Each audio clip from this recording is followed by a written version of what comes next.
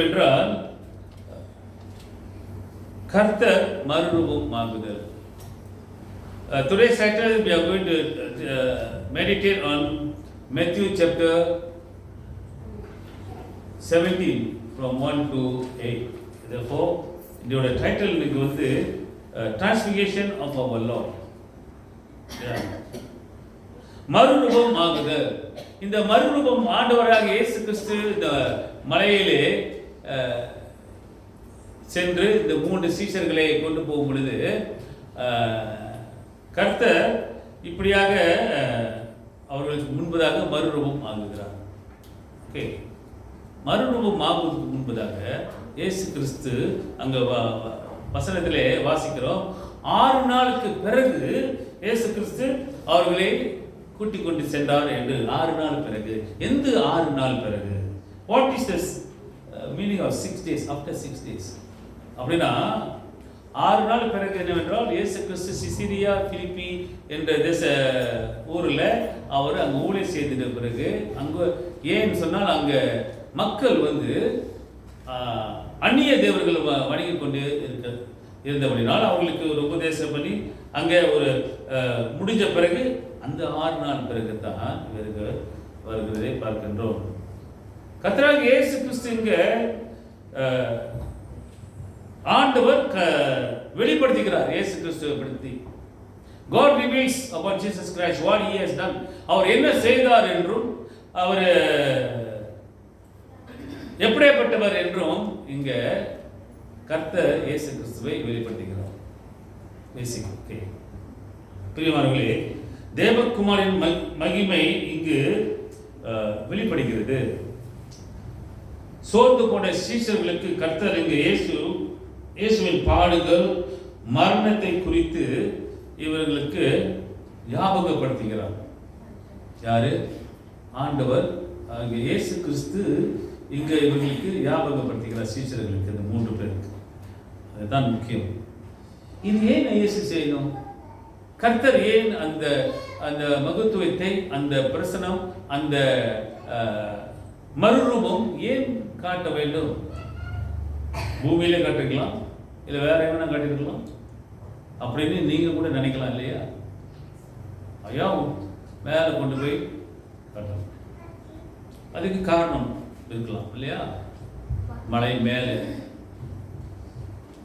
10 கற்பனைகள் மோசே போய் மலை மேலே போய் எடுத்தார் இல்லையா? 10 கற்பனைகள். என்ன மலை பேரு?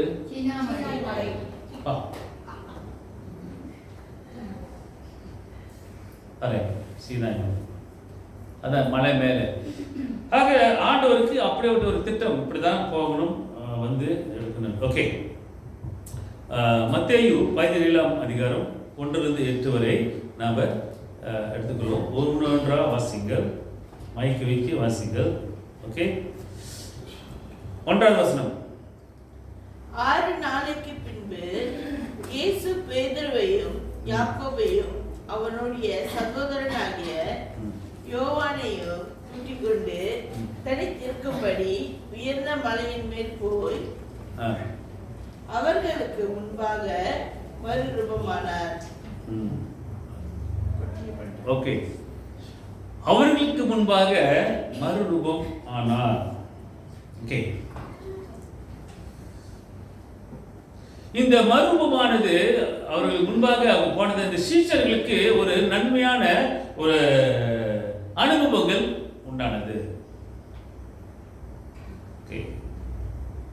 See, God is reminding that is an incident of beneficial, what do you call that? அனுபவம், எக்ஸ்பீரியன்ஸ். அவங்களுக்கு ஒரு அனுபவம் வந்தது. நமக்கு அந்த மாதிரி அனுபவங்கள் இருக்கலாம் இல்லையா? கர்த்தர் முன்பாக ஏதாவது ஒரு காரியம் நடந்தால் நம்ம வாழ்க்கையிலே ஏதாவதுன்னா அது ஒரு புது அனுபவம். அம்மாவலி இல்லை, ஒருத்தர் யாராவது நாவால பேசினாக்கா, பரிசுத்தாவில பேசினா அது புது அனுபவம். பார்த்தோன்னா நமக்கு ஆச்சரியமாக இருக்கும். ஸோ இது ஒரு அனுபவம் இந்த சீஷர்களுக்கு உண்டானது.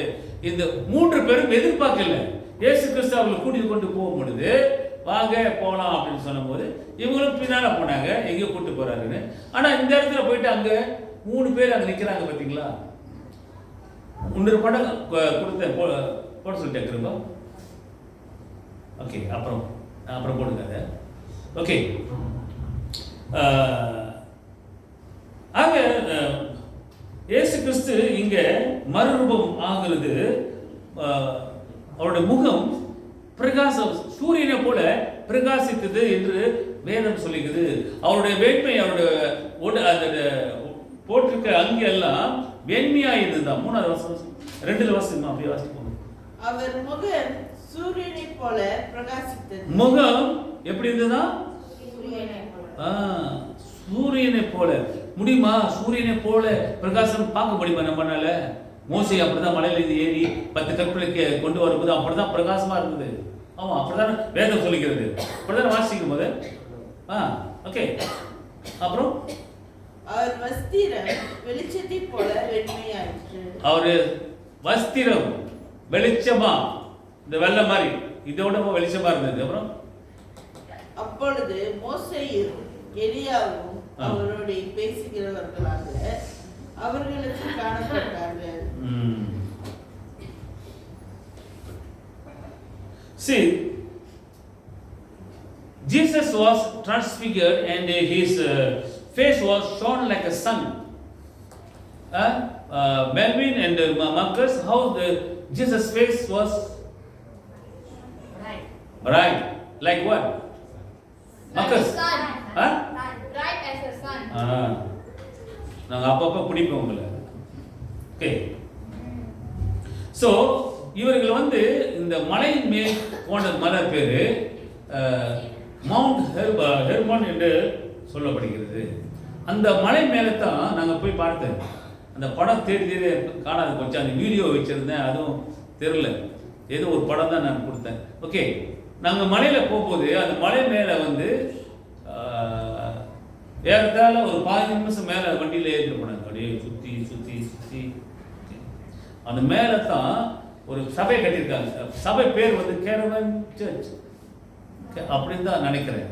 ஸோ அங்கே சென்ட் பீட்டர் இருக்கார்ல, பார்த்தீங்களா? பீட்டரு, அப்புறம் ஜேம்ஸ், யோவான் சிலைகளை கட்டி உயரமாக, பெரிய உயரமாக நம்ம மலை மேலே உயரமாக அந்த சபை கட்டியிருக்காங்க. அந்த ஞாபகமாக இயேசு கிறிஸ்து அங்கே தரிசனமானார், இயேசு கிறிஸ்து அங்கே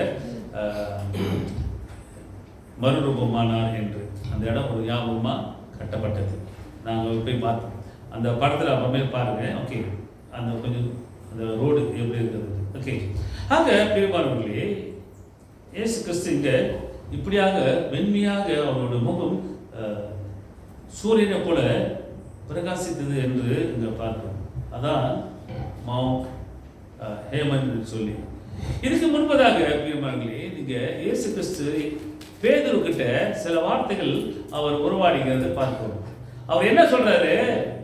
நீ இந்த இந்த கல்லில் மேல் நான் என் சபையை கட்டுவேன் அப்படின்னு. கல்லில் மேல தான் சபை கட்டணும் இல்லையா? அவர் சொல்றது என்ன அர்த்தம்? கல்லில் மேல் இந்த சபையை கட்டுவேன் அப்படின்னா என்ன அர்த்தம்? உன்மேல் உங்களை வச்சு சொல்றாரு, நம்மளை வச்சு சொல்ற. You are the rock. நீங்களும் நானும் பட்கள். ஆமென்.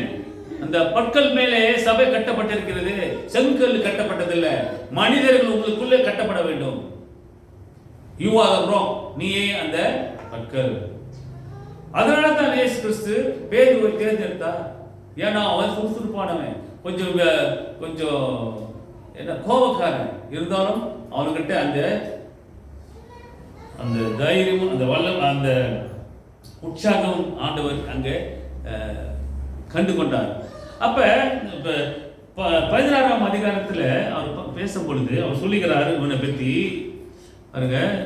அவர் கேட்கிறாரு அந்த சபையில் அங்கே சிசியர் பிரிப்பிலிருந்து வரும்போது, என்னை பற்றி என்ன சொல்லிக்கிறாங்க?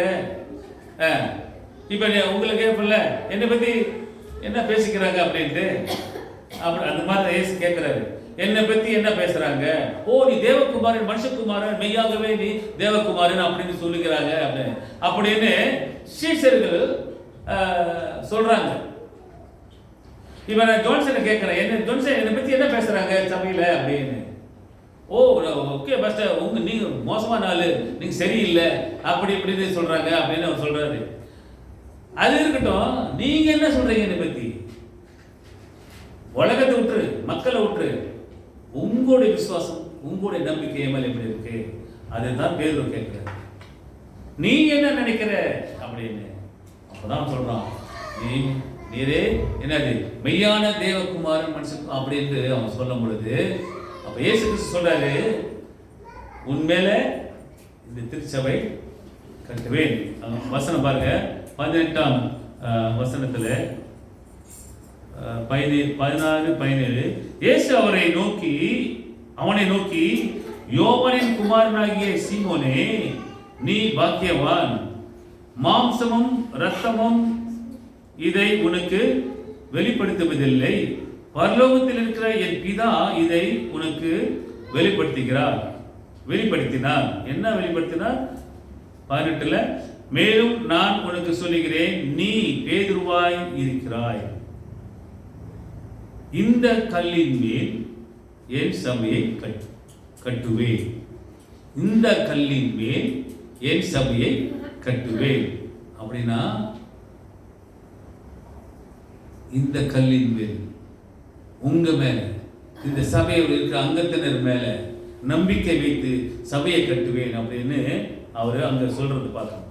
இன்று அப்படிதான், இந்த உங்க மேல வைத்திருக்கிற நம்பிக்கையில தான் சபையில வளர்த்து கொண்டு போகணும். உங்க மேல வைக்கிற நம்பிக்கை மேல வைத்துத்தான் இந்த சபையை கட்ட முடியும். உங்க மேல வைத்திருக்கிற நம்பிக்கையை தான் உங்களை கொண்ட உங்க மூலியமாய் ஆத்துமாக்கள் சேர்க்க வேண்டும். உங்க மேல வைத்திருக்கிற நம்பிக்கை மூலமா தான் ஊழியத்தை செய்ய முடியும். நான் உண்டி செய்ய முடியாது. உங்க மேல வைத்திருக்கிற நம்பிக்கை, நீங்கள் கொடுக்கிற அந்த ஆதரவு, அதுதான் இயேசு சொல்றாரு. அவனை பார்த்து என்ன சொல்றாரு? இந்த கல்லின் மேல் சபையை கட்டுவேன், பாதாளத்தின் வாசல்கள் அதை மேற்கொள்வதில்லை. பாதாளத்தின் வாசல்கள்னா பாதாளத்தை அது வந்து ஒன்றை மேற்கொள்ளாது, ஒன்றை it won't overcome.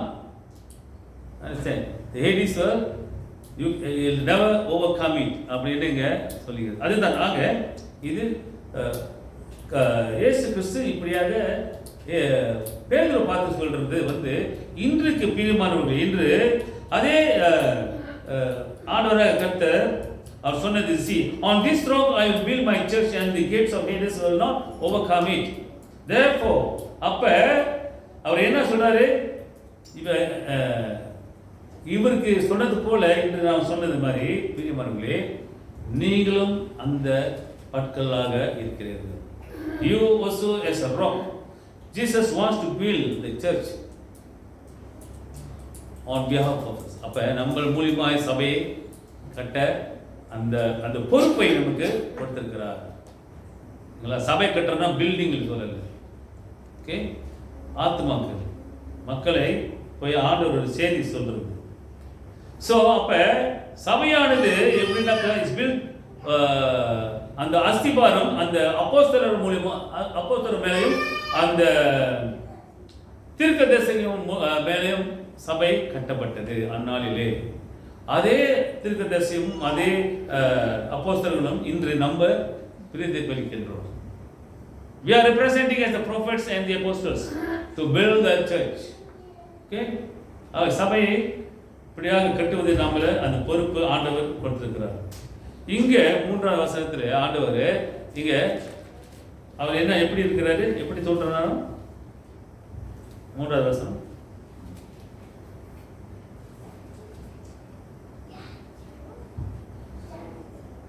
அப்பொழுது மோசேயும் எலியாவும் அவரோடு பேசுகிறவர்களாக அவர்களுக்கு காணப்பட்டார்கள். இங்க பாருங்க, இங்க முகம் மாறியது, ஓகேயா, அவங்க தோற்றமெல்லாம் மாறியது. அந்த இடத்துல மோசேயும் எலியாவும் அங்க இருக்கிறாங்க. நாம யோசிக்கலாம், இது என்ன கட்டுக்கதையா? சும்மா எழுதியிருப்பாங்க, மோசே ஒரு படம் போட்டு, எலியா ஒரு படம் போட்டு, இந்த காலையில் சொல்லிடுது போட்டுட்டு, ஏசாங்க ஒரு படம் போட்டு, இவங்கெல்லாம் வந்தாங்க, அந்த நாளிலே மோசே இப்படி பேசினாரு அப்படின்ட்டு. இது வந்து நம்மளுக்கு வந்து ஒரு ஒரு யோசனைகளுக்குள்ள வரலாம் இல்லையா? Negative thinking. கிறிஸ்துவங்களே நினைப்பாங்க அப்படி எல்லாம் நடந்திருக்குமா அப்படின்ட்டு. ஆமாவா இல்லையா? தப்பு இல்லை, ஆனா இருக்கலாமே. ஆமாவா இல்லையா? இருக்கலாம் தானே? அது ஒரு விசுவாசம். அப்ப இங்க இவர்கள் வந்து 2 பேரும் வந்து இயேசு கிறிஸ்து கிட்ட பேசிக்கிட்டு இருக்கிறத பார்க்கறாங்க. யார் பார்க்கறா? அங்க 3 பேர் இருக்கிறாங்க இல்லையா? சரி, நீங்க சொல்லுங்க, இந்த படத்தை பார்க்குறீங்க, வசனம் வாசிச்சிட்டோம், ஓகே, இதுக்கு பதில் சொல்லிட்டீங்கன்னாக்கா உங்களுக்கு இந்த அந்த அந்த குயிஸுக்கு நான் ஒரு 5 பாயிண்ட் தரேன். ஓகேயா?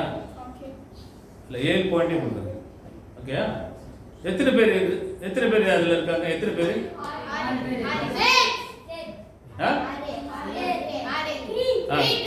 சரி சொல்லு கிருபா, நீ தான் கை கொடுக்குற. 6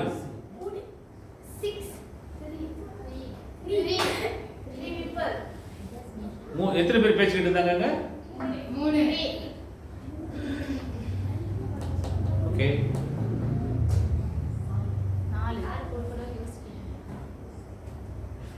4 அங்க இருக்கிறது பேரு 3 people.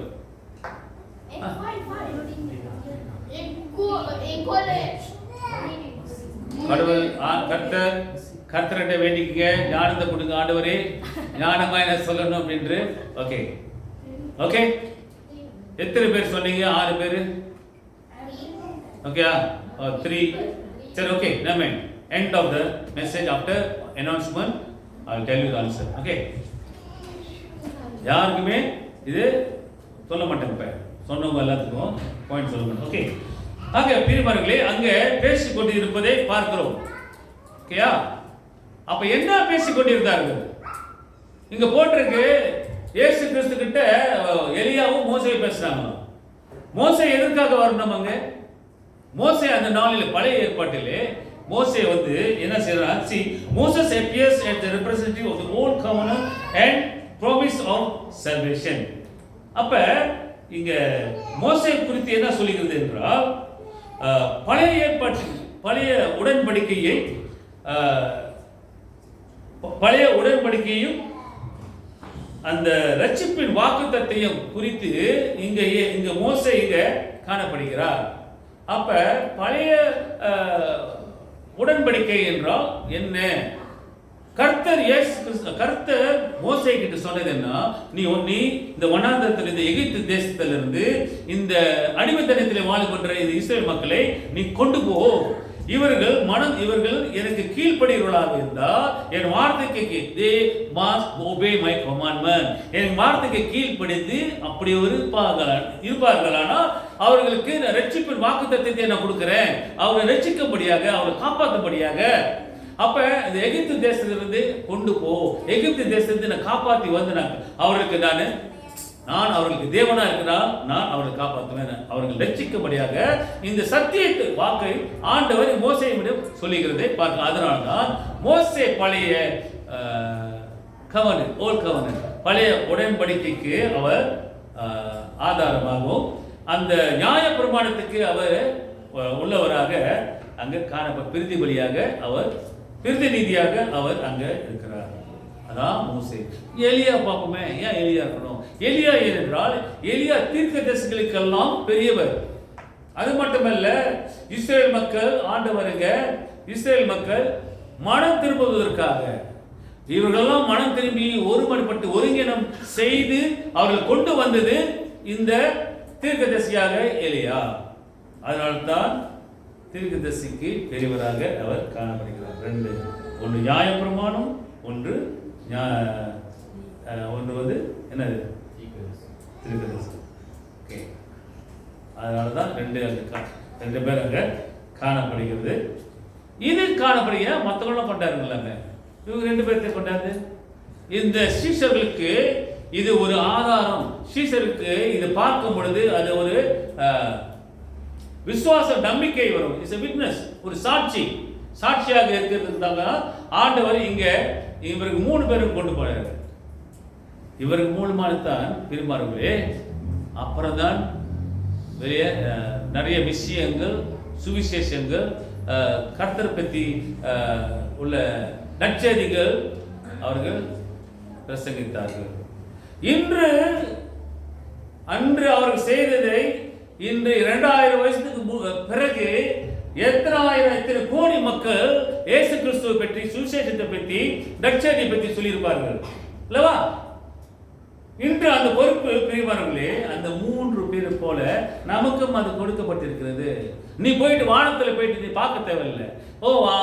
எலியா மோசே கிட்ட இயேசு பேசினாரு, அது போல நான் பார்த்தா தான் நான் வருவேன். இல்லை, அவர் வந்துட்டார். எப்படி?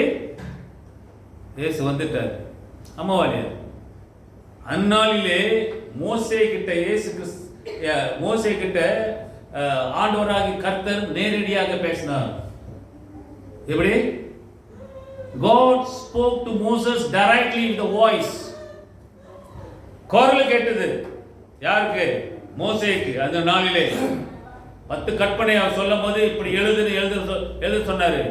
கர்த்தர் பேசினார். பிரியமானவர்களே, இன்னைக்கு உங்களுக்கு ஒரு சந்தேகம் வரும். என்னடா இப்படிலாம் இருந்திருக்குமா, இப்படி நடந்திருக்குமா அப்படின்னு. நடந்திருக்கிறது. சத்தியம் சொல்லுகிறது. நடந்த கதைகள் எல்லாம் நம்ம உண்மையா இல்லையா நேரடியாக பார்க்கிறோம். ஆமாவாலியா? எப்படி நம்பிக்கை வருகிறது? அற்புத அதிசயங்கள் பார்க்கிறோமா இல்லையா? இப்ப ஆமாவா இல்லையா? அப்ப ஆண்டவர் இருக்கிறாரா இல்லையா? இயேசு கிறிஸ்து போயிட்டார், ஆனா பரிசுத்த ஆவியானவர் இருக்கிறாரா இல்லையா? இருக்கிறாரு. அதுதான் நம்பிக்கை. அதுக்கு பிரகாரம் தான் நம்ம வாழ்ந்து கொண்டிருக்கிறோம். பிரியமானவர்களே, அன்று நடந்தது உண்மை, இன்று நடந்து கொண்டு இருப்பது உண்மை. இது நீங்க கைவிட்டு நீங்க வேலைக்கு போனா உங்களுக்கு துன்பம், கஷ்டம், தொல்லைகள் வரும். நம்மளுக்கு தவறு இருக்கலாம். ஆண்டவர் அதை சரிப்படுத்தி ஆண்டவருக்குள்ள வரும்போது ஆண்டவர் நம்மளை பலன் கொடுக்கிறார். இது புரிந்து கொள்ள வேண்டும். ஆக இங்க பிரியமானவர்களே, இங்க எலியா இப்படியாக ஒருங்கிணம் செய்வது போல இது ஆண்டவர் ஏற்கனவே சொல்லிட்டாரு. எலியா கிட்ட என்ன சொன்னார்னாக்கா, தீர்க்க தரிசனமாக மல்கியா 4ஆம் அதிகாரம் 5ஆம் வசனத்தில் என்ன சொல்றாரு? மல்கியா, இதோ கர்த்தருடைய பெரிதும் பயங்கரமான நாள் வருவதற்கு முன்னே நான் உங்களிடத்தில் எலியா தீர்க்கதரிசியை அனுப்புகிறேன். சரியா? அப்ப அங்க என்ன சொல்றாரு? மலாச்சி 5:4, மல்கியா 4:5 பாருங்க. இங்க எலியாவை என்ன எதுக்காக பயன்படுத்துகிறார்? இஸ்ரேல் மக்களை ஒருங்கிணம் செய்து கொண்டு வருவதற்காக தான் எலியா. அதனால தான் எலியாவும் மோசேவும் அங்க காணப்பட்டார்கள் இயேசு கிறிஸ்து கிட்ட. அப்ப ஏற்கனவே ஆண்டவர் எலியா கிட்ட தீர்க்கதரிசனமா சொல்லிட்டாரு, இவர்களை என்னது நீ கொண்டு வரணும். See, he says, see, I will send you the prophet Elijah before the great and dreadful day of the Lord comes. அப்படின்னா இங்க ஆண்டவருக்கு எலியா கிட்ட என்ன யாபது, போய் இஸ்ரேல் மக்கள்கிட்ட போய் சொல்லு, கடவுளுடைய பயங்கரமான என்ன வரும்? நாள். அப்ப பயங்கரமான நாள் என்ன? ரெண்டாவது வருகை. அப்புறம் என்ன வரும் அப்படின்னாக்கா, பயங்கரம்னா என்னது? தண்டனை, ஜட்ஜ்மென்ட். ஆண்டவராகிய அந்த பயங்கரமான நாள் வருவதற்கு முன்பதாக நீ போய் இஸ்ரேல் மக்களுக்கு போய் சொல்லி அவர்களை ஒருங்கிணைப்பு செய்ய, அவர்களை கொண்டு வா. தி ரிபெண்டன்ஸ், மனம் மாறுவதற்கு அவர்கள் ஏதுவாய் கர்த்தர் எலியா குறித்து இப்படியாக சொல்லுகிறார். அப்ப சொன்னது அது நிறைவேறிச்சு. சரியா? அப்புறம் என்னாச்சு? அப்புறம் இயேசு வந்தார் இல்லையா? அது போலதான் பிரியமானவர்களே, இங்க மோசேசும் எலியாவும் இங்க காணப்படுகிறது. முதலாவதாக மோசே அவர் தான் நியாயப்பிரமாணம் அல்ல, அவர் 10 கற்பனை கொண்டு வந்தார் இல்லையா? நியாயப்பிரமாணம் 10 கற்பனை. ஆமாவா இல்லையா? So he is the lawgiver. ரெண்டாவது எலியா வந்தார். அவர் தீர்க்கதரிசிகளுக்கு பெரியவர், எல்லா தீர்க்கதரிசிகளுக்கும். ஓகேயா? அப்ப மோசே நியாயப்பிரமாணமும் ஏன் கொண்டு வந்தார்னாக்கா, இஸ்ரேல் மக்களை காப்பாற்றுவதற்காக, அந்த அவர்கள் ரட்சிக்கும்படியாக, இந்த வார்த்தை அவர்களுக்கு போதிக்கும்படியாக, இந்த வார்த்தைக்கு கீழ்ப்படியும்படியாக கர்த்தர் மோசேயிடம் சொன்னார். இதுதான் செய்யணும்னு. அதே வேளையில மனம் திரும்புவதற்கு எலியாவை பயன்படுத்தினார், அதுவும் அவங்களுக்கு கேட்கவில்லை. அப்ப என்ன ஆச்சு? கடைசியில அவர்களுக்கு பாதிப்பு தான். ஆனா இருந்தாலும் ஆண்டவருடைய அன்பு அதெல்லாம் மறந்து காப்பாத்தினாரு.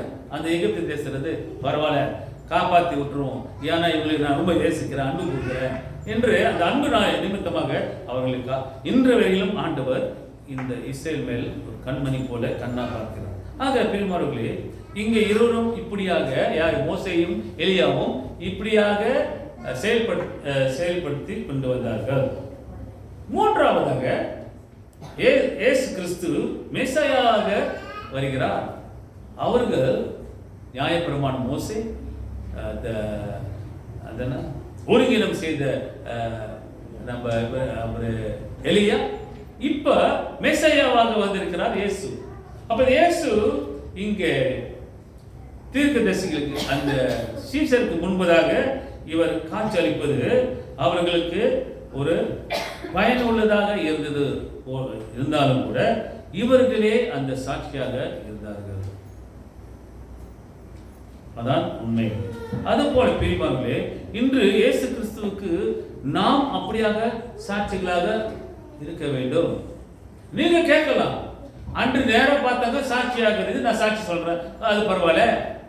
இன்னைக்கு நான் என்ன பார்த்தேன், நான் எப்படி சாட்சி சொல்றது அப்படி கேட்பீங்க. ஆமா இல்லையா? நியாயம் தானே? நான் என்னத்தை பார்த்தேன், என்னத்தை அனுபவம் பார்த்தேன், என்னத்தை செஞ்சு எப்படி நான் நம்புறது அப்படின்னு நீங்க நினைக்கலாம்.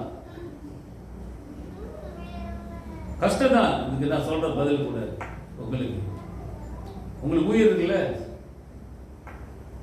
இல்ல உயிர் இருக்குல்ல, அது தட்டி கேள்வி, எப்படி வந்துச்சு, அப்படி இருக்குது, அப்ப பதில் கிடைக்கும். ஓகே, இயேசு கிறிஸ்து இப்படியாக இது பற்றி நம்ம சொல்ல வேண்டும். எப்படிப்பட்ட ஆண்டவர், அதான் சொன்னேன். அற்புதம் அதிசயங்கள் எல்லாம் நம்ம பார்த்தோம். அம்மாவிலையா பார்த்து கொண்டிருக்கிறோம். பேய்களை ஓட்டிக்கிறார்கள் பார்த்தோம் இல்லையா? பார்த்தீங்களா இல்லையா? எல்லாரும் பார்த்துருக்கீங்க. நான் கண்ணால பார்த்துருக்கேன். நான் காலேஜ் படிக்கும்போது பிசாசு கண்ணால பார்த்தேன். பிசாசுனா எப்படி? சும்மா அப்படியே முடி வச்சுக்கிட்டே அப்படி வர்றது அந்த இல்லை, அந்த மாதிரி இல்லை. மனுஷனுக்குள்ளே இருக்குது பிசாசு.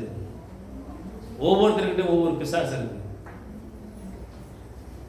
ஓகே, அப்ப இந்த அற்புதம் அதிசயங்கள் இதெல்லாம் நம்ம கண்டு கொண்டிருக்கோம். அது நடக்குது. அப்ப இயேசு கிறிஸ்து வந்தது உண்மை. So Jesus came to this world, he had a purpose.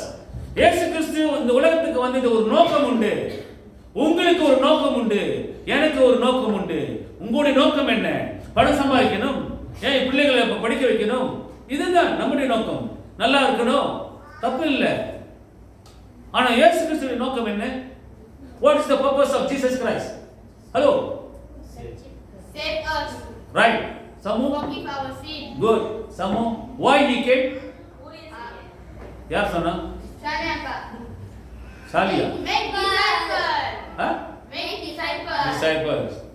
ஊழியத்துக்கு அந்த ஊழியம் செய்ய, நான் ஊழியம் செய்ய வந்தேன் ஒழிய அது ஊழியம் கொல்லவில்லை, வரல. ஆக இயேசு கிறிஸ்துக்கு அந்த நோக்கம் இருந்தது. அவர் சொன்னது போல காப்பாற்றும்படியாக. ஏனென்றால் மனிதர்கள் பாவத்திலே விழுந்து தவித்துக் கொண்டிருக்கிறார்கள். எகிப்து தேச அடிமைத்தனத்தில் இருந்தார்கள். மோசே மூலமா காப்பாற்றினாரு. அன்பு. இன்று நாம் அப்படியாகத்தான் நவுந்தி கொண்டிருக்கிறோம், மாட்டிக் கொண்டிருக்கிறோம், சிக்கி கொண்டிருக்கிறோம், தள்ளாடி கொண்டிருக்கிறோம். எதுலையுமே இல்லை. ஆத்துல ஒரு கால், சேத்துல ஒரு கால், என்ன செய்வது என்று தெரியாம தத்தளித்துக் கொண்டிருக்கிற ஆத்துமாக்களை ஆண்டவர் வந்து பரிசோதனை செய்கிறார். மாறு. அதுதான் எலியா மாத்தினா. மாறு, இல்லாவிட்டால் உனக்கு அம்பு. அதனால்தான் எலியா தீர்க்கதரிசி இப்படியாக மாற்றினார். அவர்கள் எல்லாம் மனம் திரும்புவதற்காக. ஆக பிரியமானவர்களே, இயேசு கிறிஸ்து வந்தது ஒரு நோக்கம் உண்டு. அவர் தான் சொல்றாரு, என்ன சொல்றாரு? நான் ரொம்ப நாளைக்கு இருக்க மாட்டேன், செத்து போயிடுவேன், செத்து போக மாட்டேன், கொன்னுருவாங்க என்ன. அவருக்கு தெரியும். I won't be long with you. இயேசு கிறிஸ்து சொன்னாரா இல்லையா? எங்க அப்பா சொன்னார், ரொம்ப நாளைக்கு நான் இருக்க மாட்டேன் உங்க கூட அப்படின்னு. ஆமாவா இருக்க மாட்டேயா அப்படி. அப்ப என்ன செய்ய, எங்க அப்பா போயிட்ட பிறகு நான் என்ன செய்யறது?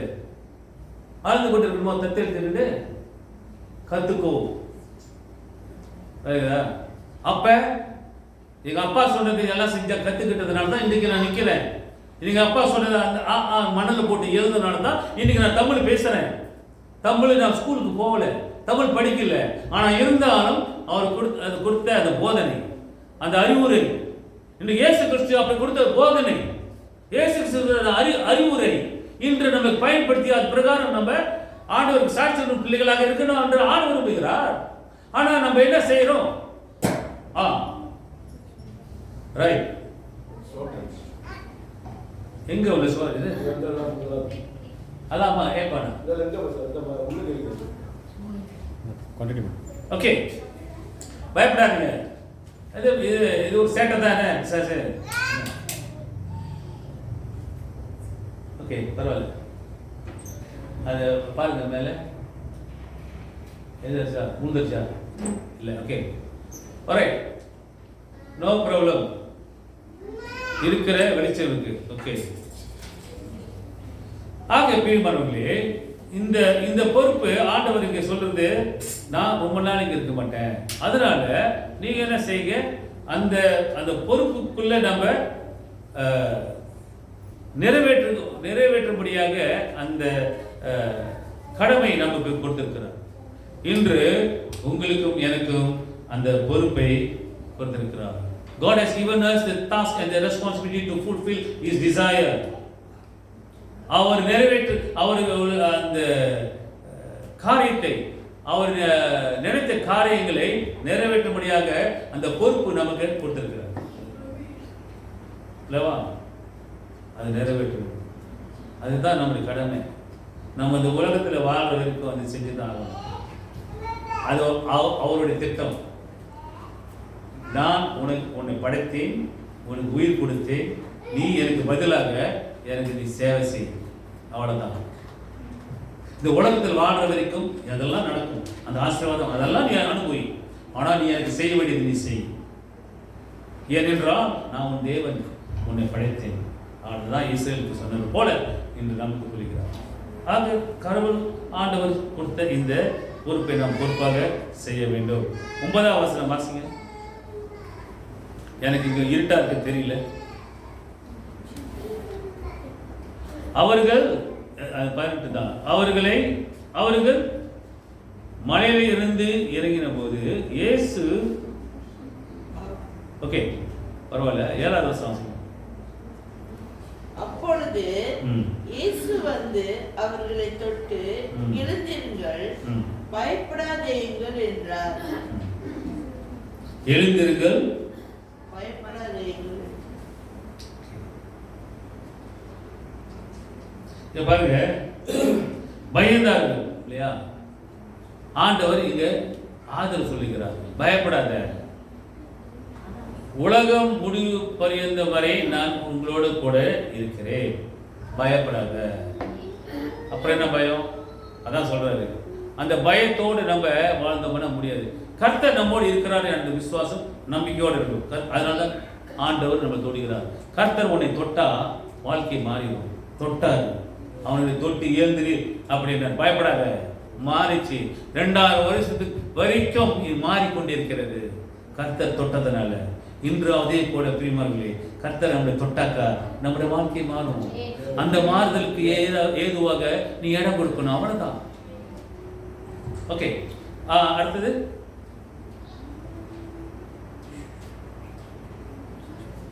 அவர்கள் தங்கள் கண்களை ஏறெடுத்து பார்க்கையில் இயேசுவை தவிர வேறொருவரையும் காணவில்லை. ஏறெடுத்து பார்க்கும்போது இயேசு மட்டும்தான், மற்ற 2 பேரும் இல்ல. 2-3 பேரே வந்தாங்க. எங்க போச்சு? அங்க போச்சா? அப்ப அவங்க 2 பேரு அந்த காலம், ஓல்ட் கவர்னன்ட், பழைய உடன்படிக்கை கர்த்தர் அவர்கள் பயன்படுத்தினார். இனிமேல் அவர்கள் இல்லை. ஆனா அவங்க இருந்தது யாரு? இயேசு. யாரு? அப்ப இன்றைக்கு இருக்கிறது யாரு? ஹலோ சொல்லுங்க. இயேசு. அவங்க முடிஞ்சது.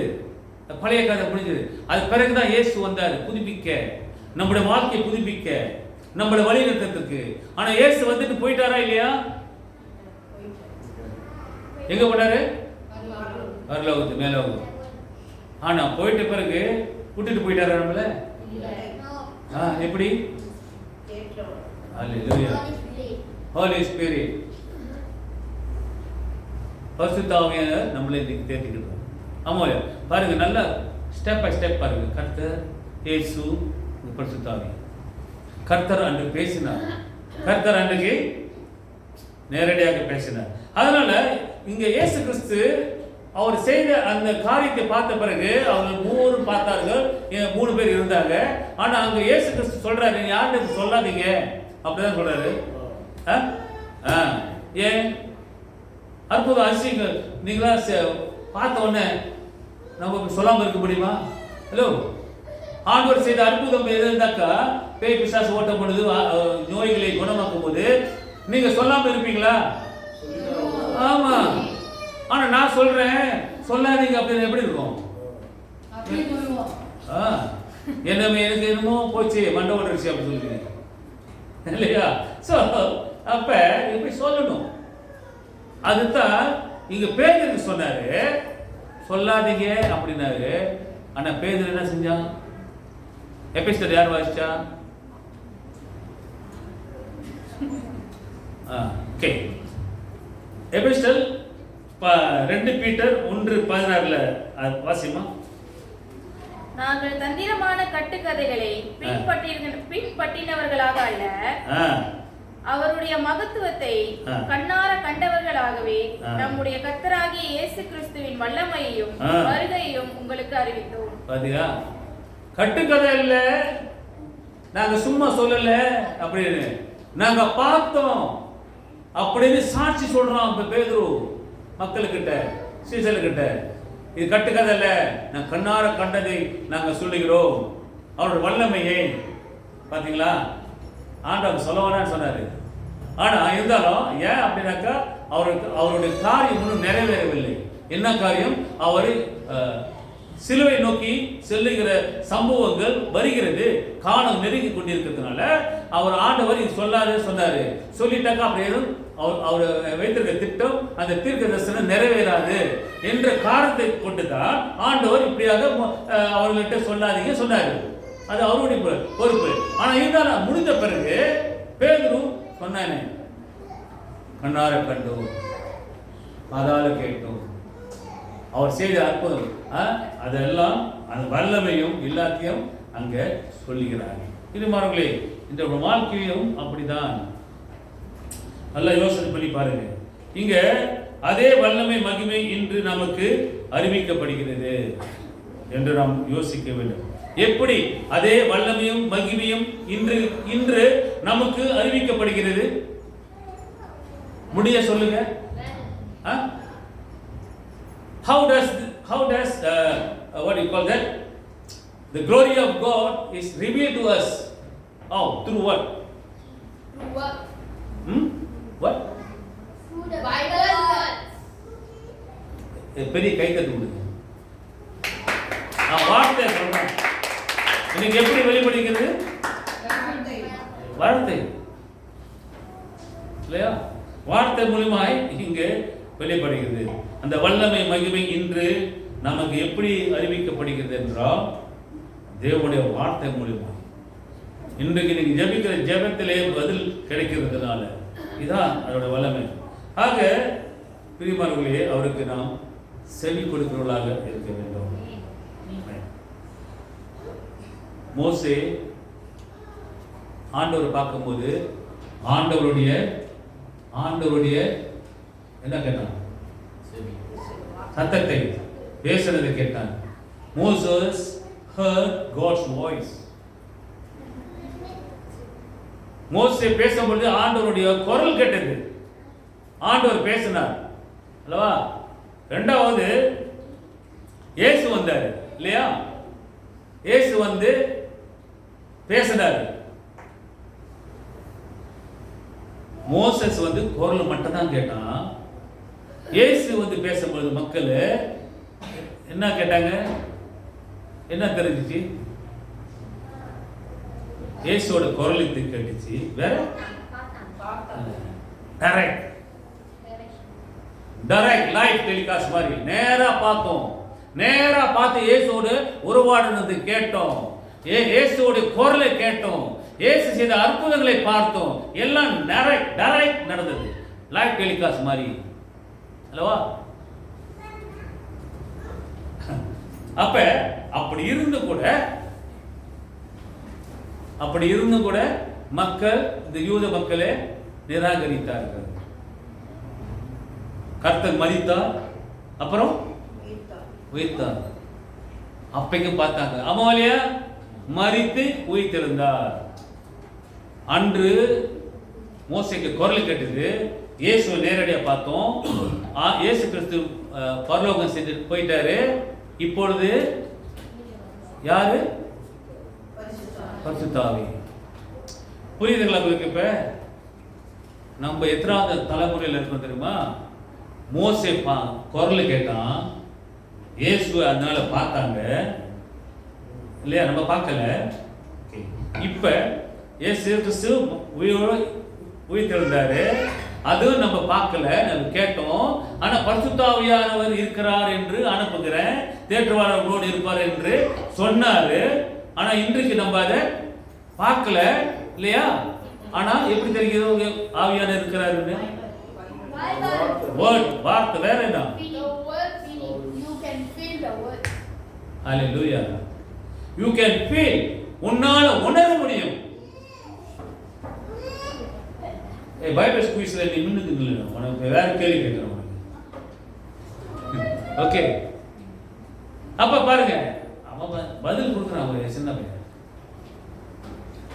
அப்ப how do you feel that Jesus Christ is with you? You can feel the one.